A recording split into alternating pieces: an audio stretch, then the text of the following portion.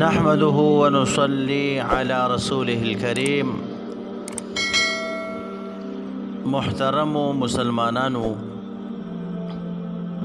د رمضان مبارک برکتی میاشتا پدې کې مسلمانان تراوی چې کوم دې کوي، بل طرف ته غیر مقلدین حضرات چې کوم د وهابیانو په نوم باندې هم یادېږي، دوی چې کوم دې اته رکعاته کوي او بیا دې له نوم د تراویح ورکوي. نو محترمو،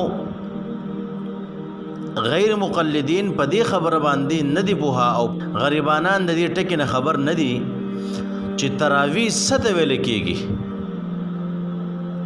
تراویح پسې تا د لغت کتاب راواخله، تراویح دا د ترویحة جمع ده او ترویحه ویل کېږي ناستې او آرام ته، او په اصطلاح کې ترویحه چې کوم دی ویل کېږي د رمضان المبارک په میاشت کې د 4 رکعاتو نه پس چې کوم آرام او لږ ناسته کېږي تغې ته چې کوم دی ترویحه ویل کېږي. نو محترمو، وس راځو دې خبرې ته، 4 رکعاته پس چې موږ لږ آرام او ناسته وکړو دغه یوه ترویحه شوه. بیا چې کله 8 رکعاته پس لږ آرام وکړو نو ترویحتان شو. د دې نه پس 12 رکعاته پس او بیا اخوا 14 رکعاته پس چې اخوا پسې ځو نو بیا د دې نه پس دې ته تراویح ویل کېږي. نو د 8 رکعاتو نه پس دې ته ترویحتان ویل کېږي، خو تراویح ورته نه ویل کېږي.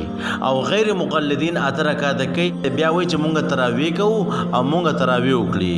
نو محترمو، غیر مقلدین دي ځان د دې خبر نه خبر کې دوی دي بیا خلکو ته داسې نه وایي چې مونږ تراویح وکړي، وایي مونږ ترویحتان وکړه او مونږ ترویحتان کوو او په ترویحتانو کې به چې کوم دی ختم کوو. داسې دی نه وایي چې مونږ تراویح وکړه یا به تراویح کې مونږ ختم وکړو یا به تراویح کې مونږ ختم کوو، بلکې داسې دی وایي چې مونږ ترویحتان وکړه او مونږ به ترویحتان کې ختم وکړو او مونږ به ترویحتان کوو. نو غیر مقلدین د دې لغت نه خبر نه دي، نو دغه غریبانان ته مونږ نور څه وایو؟ نو الله رب عزت مونږ داسې غلطو خلکو نه وساتي. وما علینا الا البلاغ.